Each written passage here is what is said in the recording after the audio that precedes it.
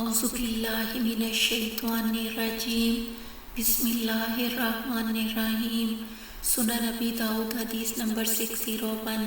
انس بن مالک رضی اللہ عنہ کہتے ہیں کہ رسول اللہ صلی اللہ علیہ وسلم گھوڑے پر سوار ہوئے، پھر اس سے گر گئے۔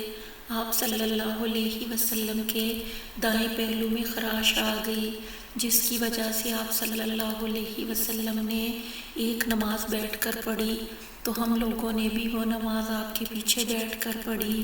پھر جب آپ نماز سے فارغ ہوئے تو آپ صلی اللہ علیہ وسلم نے فرمایا، امام اسی لیے بنایا جاتا ہے کہ اس کی اقتداء کی جائے۔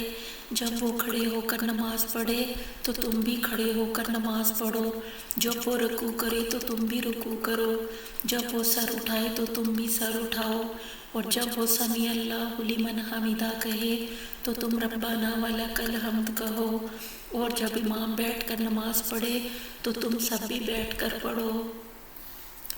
سنن ابی داؤد حدیث نمبر 602۔ جابر رضی اللہ عنہ کہتے ہیں کہ رسول اللہ صلی اللہ علیہ وسلم مدینہ میں گھوڑے پر سوار ہوئے تو اس نے آپ کو ایک کھجور کے درخت کی جڑ پر گرا دیا، جس سے آپ صلی اللہ علیہ وسلم کے پاؤں میں موچ آ گئی۔ ہم لوگ آپ کی عیادت کے لیے آئے، اس وقت ہمیں آپ صلی اللہ علیہ وسلم ام المومنین عائشہ رضی اللہ عنہ کے کمرے میں بیٹھ کر نفل نماز پڑھتے ملے۔ ہم لوگ بھی آپ کے پیچھے کھڑے ہو گئے۔ آپ صلی اللہ علیہ وسلم ہمارے بارے میں خاموش رہے، ہمیں بیٹھنے کے لیے نہیں کہا۔ پھر ہم دوسری مرتبہ آپ صلی اللہ علیہ وسلم کی عیادت کے لیے آئے تو آپ نے فرض نماز بیٹھ کر ادا کی۔ ہم لوگ آپ صلی اللہ علیہ وسلم کے پیچھے کھڑے ہو گئے۔ آپ صلی اللہ علیہ وسلم نے ہمیں اشارہ کیا تو ہم بیٹھ گئے۔ جب آپ نماز پڑھ چکے تو فرمایا، جب امام بیٹھ کر نماز پڑھے تو تم بھی بیٹھ کر پڑھو، اور جب امام کھڑے ہو کر پڑھے تو تم بھی کھڑے ہو کر پڑھو، اور اس طرح نہ کرو جس طرح فارس کے لوگ اپنے سرکردہ لوگوں کے ساتھ کرتے ہیں۔ سنن ابی داؤد حدیث نمبر 603۔ ابو ہریرہ رضی اللہ عنہ کہتے ہیں کہ رسول اللہ صلی اللہ علیہ وسلم نے فرمایا، امام بنایا ہی اس لیے گیا ہے کہ اس کی پیروی کی جائے، تو جب امام اللہ اکبر کہے تو تم بھی اللہ اکبر کہو۔ تم اس وقت تک اللہ اکبر نہ کہو جب تک کہ امام اللہ اکبر نہ کہہ لے، اور جب امام رکوع کرے تو تم بھی رکوع کرو۔ تم اس وقت تک رکوع نہ کرو جب تک کہ وہ رکوع میں نہ چلا جائے۔ جب امام سمیع اللہ لمن حمدہ کہے تو تم اللہم ربنا لک الحمد کہو۔ پھر جب امام سجدہ کرے تو تم بھی سجدہ کرو، اور تم اس وقت تک سجدہ نہ کرو جب تک کہ وہ سجدے میں نہ چلا جائے، اور جب وہ کھڑے ہو کر نماز پڑھے تو تم بھی کھڑے ہو کر نماز پڑھو، اور جب وہ بیٹھ کر پڑھے تو تم سب بھی بیٹھ کر پڑھو۔ ابو داؤد کہتے ہیں، اللہم ربنا لک الحمد کو مجھے میرے بعض ساتھیوں نے سلیمان کے واسطے سے سمجھایا ہے۔ سنن ابی داؤد حدیث نمبر 604۔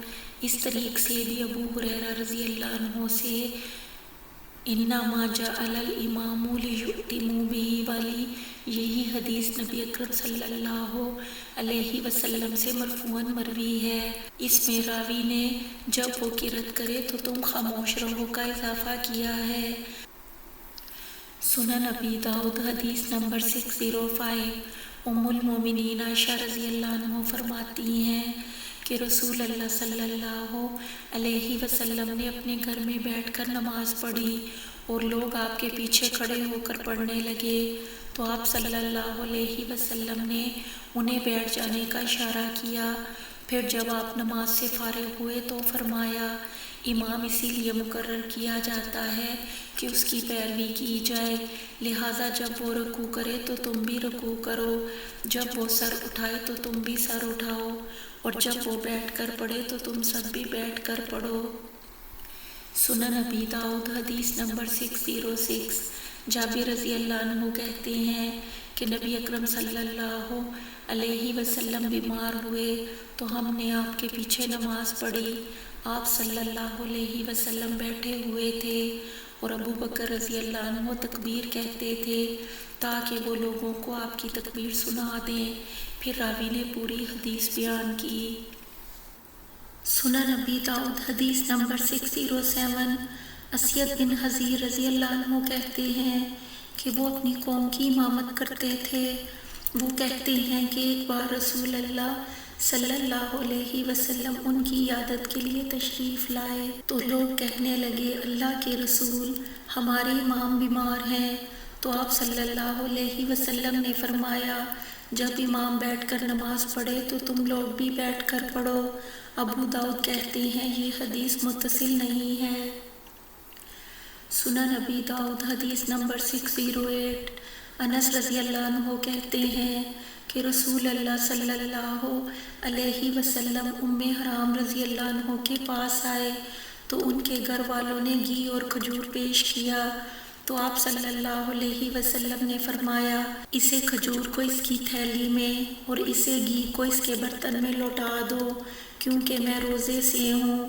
پھر آپ صلی اللہ علیہ وسلم کھڑے ہوئے اور ہمیں 2 رکعت نفل نماز پڑھائی، تو ام سلیم اور ام حرام رضی اللہ عنہ ہمارے پیچھے کھڑی ہوئیں۔ ثابت کہتے ہیں میں تو یہی جانتا ہوں کہ انس رضی اللہ عنہ نے کہا کہ مجھے آپ صلی اللہ علیہ وسلم نے اپنی داہنی طرف چٹائی پر کھڑا کیا۔ سنن ابی داؤد حدیث نمبر 609۔ انس رضی اللہ عنہ کہتے ہیں کہ رسول اللہ صلی اللہ علیہ وسلم نے ان کی اور ان کے گھر کی ایک عورت کی امامت کی، تو آپ صلی اللہ علیہ وسلم نے انہیں یعنی انس رضی اللہ عنہ کو اپنے داہنی طرف کھڑا کیا اور عورت کو پیچھے۔ سنن ابی داؤد حدیث نمبر 610۔ عبداللہ بن عباس رضی اللہ عنہ کہتے ہیں کہ میں نے اپنی خالہ میمونہ رضی اللہ عنہ کے گھر رات بسر کی، تو رسول اللہ صلی اللہ علیہ وسلم رات کو اٹھے، مشق کا منہ کھول کر وضو کیا، پھر اس میں ڈاٹ لگا دی، پھر نماز کے لیے کھڑے ہوئے، پھر میں بھی اٹھا اور اسی طرح وضو کیا جس طرح آپ صلی اللہ علیہ وسلم نے وضو کیا تھا، پھر میں آ کر آپ کے بائیں جانب کھڑا ہو گیا، تو آپ نے اپنے داہنے ہاتھ سے مجھے پکڑا اور اپنے پیچھے سے لا کر اپنی داہنی طرف کھڑا کر لیا، پھر میں نے آپ صلی اللہ علیہ وسلم کے ساتھ نماز پڑھی۔